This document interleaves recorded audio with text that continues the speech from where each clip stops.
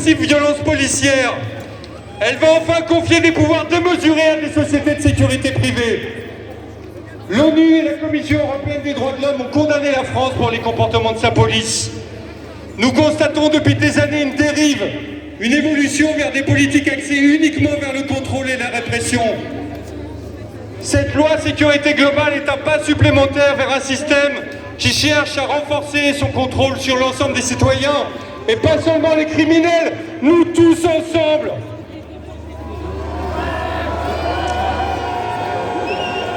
Un système qui dispose maintenant des moyens nécessaires pour imposer une société d'ultra-surveillance. Une société où le simple fait de vouloir protéger sa vie privée devient suspect. Alors je vous pose la question, de quoi sommes-nous tous coupables pour être constamment scrutés et surveillés? De quoi?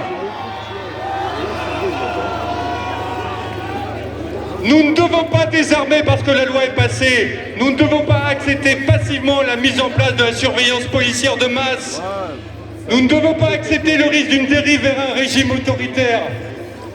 Nous mettons actuellement toutes nos forces dans les saisines citoyennes du Conseil constitutionnel.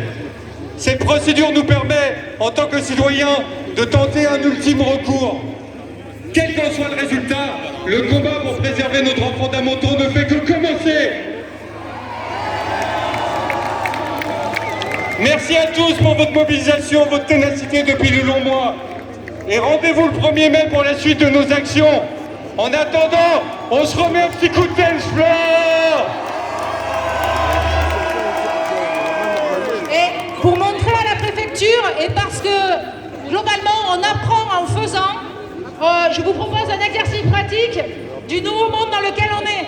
Pour éviter la reconnaissance faciale, il est recommandé de porter un masque qui cache vos pommettes qui remontent sous les yeux. Ce masque vous protège de la reconnaissance faciale.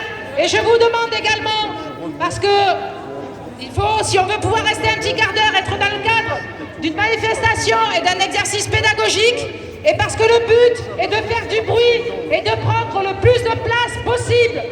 Faites tous un pas en arrière. Je sais qu'on aime bien coller au caisson, mais répartissez-vous sur la place.